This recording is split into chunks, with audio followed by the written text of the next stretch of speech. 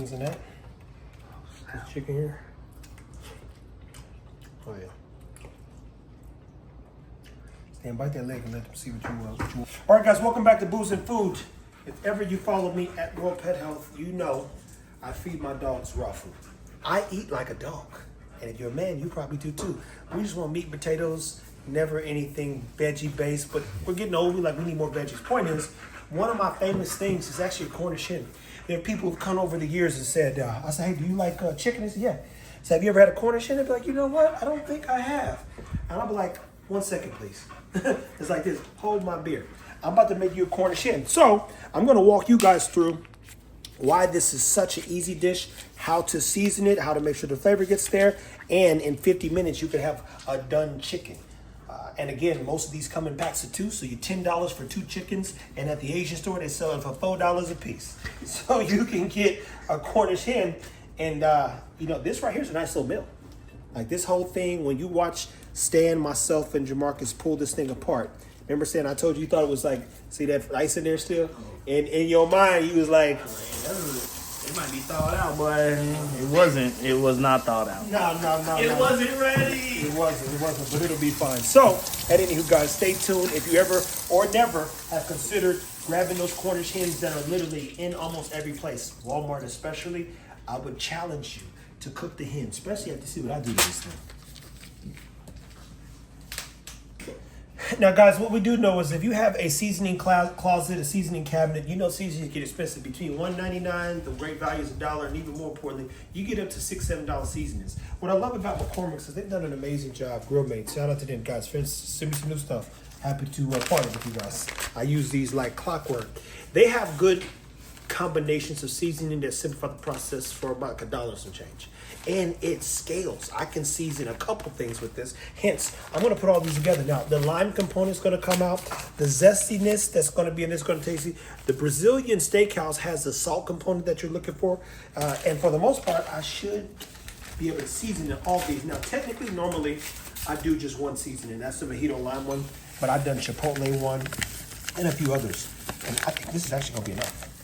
This is going to be enough. And the beauty about it is because I've smelled and had these seasons so many times, I know how it should taste. Now, you can squeeze limes, use lemon juice, or some simple vinegar. Turn this into a little light marinade. And all you're doing is stirring. You can add some oil if you see fit. I wouldn't recommend adding no water. I want to see it turn into like a clay. And then I'll add a little bit more. And all you're going to do is massage this stuff into the chicken, guys. I'm not slicing, dicing, cutting. I'm going to put some of the seasoning on top at the bottom. And then I'm going to top it off with a little tahini. But this is what a marinade looks like. And it always looks the same. They have a garlic one. They got a mesquite one. They've got some good seasoning McCormick. And so simple to make some ridiculous chicken, to say the least. And last but not least, I'll top it off with some pepper and chili. 2 more seasonings that I already have. But let me give you perspective. This right here, you want to dry this chicken. So this is where your paper towels come in handy. You want to dry it so that the seasoning sticks. 9 out of 10 times you want to season the inside of it. And then you cook these things at about 400 for 50 minutes. And literally they come out perfect.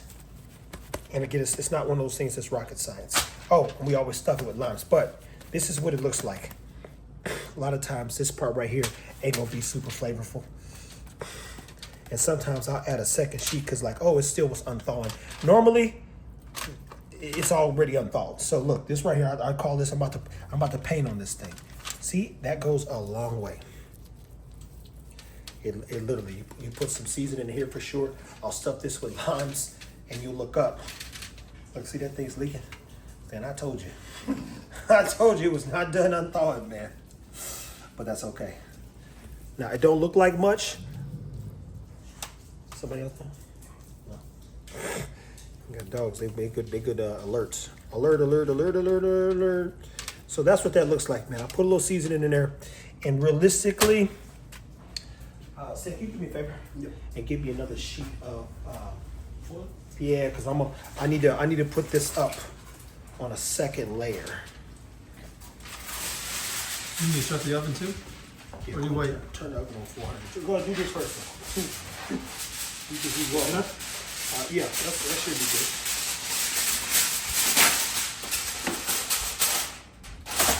Okay. Yeah, I want it to just be a little bit dry, because mind you, this thing's still unthawed. Now, what I've also learned is that when you cook inside of one of these particular pot or pans, you want the bottom to heat up a little bit as well. So I'm also, the foil's going to cook some, but I don't put it, you can put it on an even rack when you're cooking your meats to make sure the chicken cooks all the way through. But look at this marinade. Now, normally this is a 2-day process, guys. I at least spend a day doing this because I want this to get to the point where it's dry, and then I'll put it in the freezer to dry out, tighten back up, and then I'll turn around and there we go. Season a little bit more, pull it out, season a little bit more. But right now I'm just making sure that it has some flavor on it. But you see how far that marinade goes? This is what you want to see, and this thing's still unthawed. Like this is cold chicken still. And I'll believe it or not, I want to cook this thing when it's like room temperature. But the hen is something that you walked past quite a few times. You didn't think to make it. I thought, you know what? I like chicken. Years ago, I mastered, which I do now still. Let me see how many proteins I can make and make taste good and be different in terms of people that maybe not have had it. And this is one of them ones where people go, wow, I didn't think I was going to eat the whole chicken. And every time I put it in front of their face, they be like, I can't believe I ate that whole thing. Just because it's, for one, it's effing good. It's just one of my go-tos. And if you are on your fit journey too, this is actually a good meal to make because it goes good with a bag of salad. I know we had some salad hiccups here in the U.S., but you get you a bag of Caesar salad or one of them salads that you like, and you eat you one of these chickens, bruh, such a good meal. And it takes 50 minutes. And that's if you not doing all the stuff that I do. So I'm trying to simplify it for you and let you see that it ain't rocket science. So this ain't gonna be superior, but it will be tasty. But my point is, it ain't gonna be my best chickens, but it'll be some good ones. And this stuff right here, just like anything, man, it leaks through, cooks all the way through. You can get real technical, guys, and cut back the skin and stuff seasoning all under the skin and stuff. You wanted to double up on flavor, you could soak these things, brine them. So many things you could do to make sure that this chicken turns out, superb. But we're talking 50 minutes, pure flavor, and then it just cooks so well. And you're not getting too much breast, too much thigh, too much of anything, realistically. We're gonna do a brining episode. Oh, that right there. If we do a brining episode, Yeah. I'll tell you guys to brining turkey, everything. It'll be one of the ones where you get to see how to. We'll buy a bunch of proteins like Trev. We got food for the week. And this right here is good for your kids. You got boys that are growing up and they play sports and whatnot. This is one of those dishes where they can grab a hen every day and they heat up well. A lot of times chicken doesn't heat up well.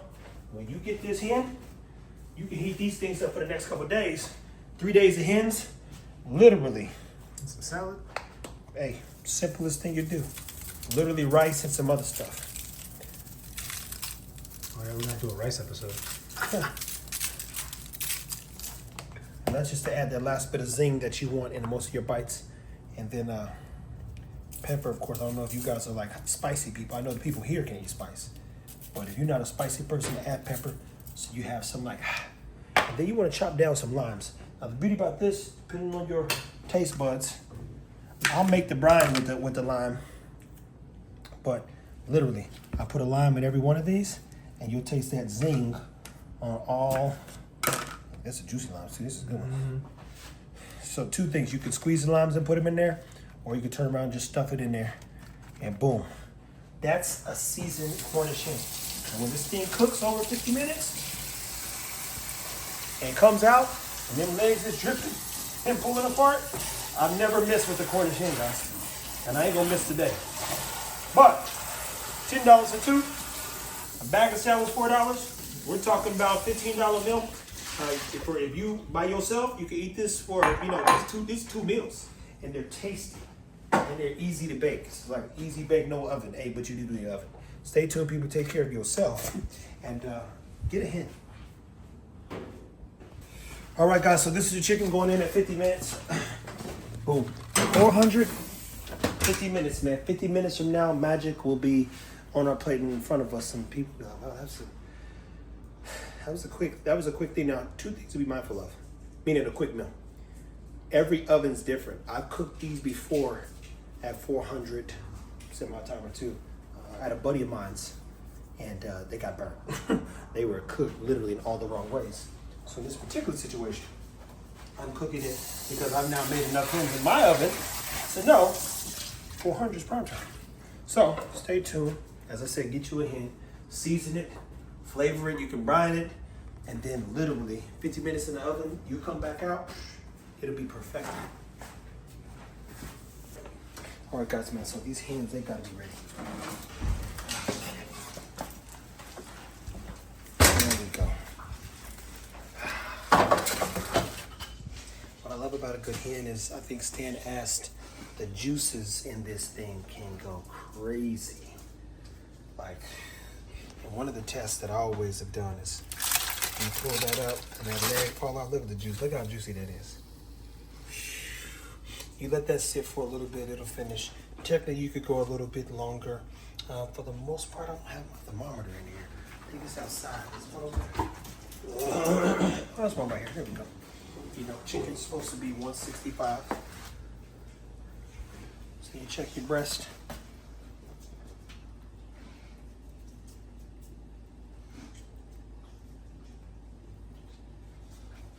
Okay. By the time it's done, we'll show you. It'll be completely cooked, but that's 50 minutes, literally, at 400, and we'll have a good meal. We'll see. We'll get some reactions here shortly.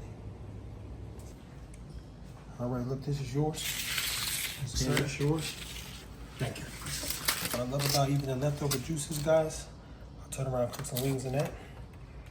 This chicken here. Oh yeah. Stand bite that leg and let them see what you work with.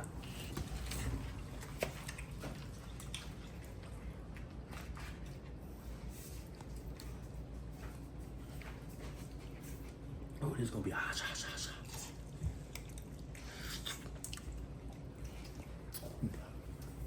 Finger chip hot.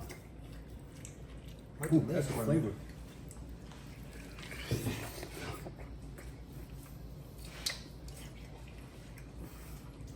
The seasoning is on point. Ooh, it just need to cool down a little bit. It's hot. My fingers. But no, this is delicious. And you said this is the Cornish? And they got these at HEB? They should. Oh, for sure, one more. Got it. I can't eat. 50 minutes. Three different packages of seasoning. Good foods, good times. Easy, quick dish. Really make a salad in the bowl. Everybody eat a little bit of that. And you good to go.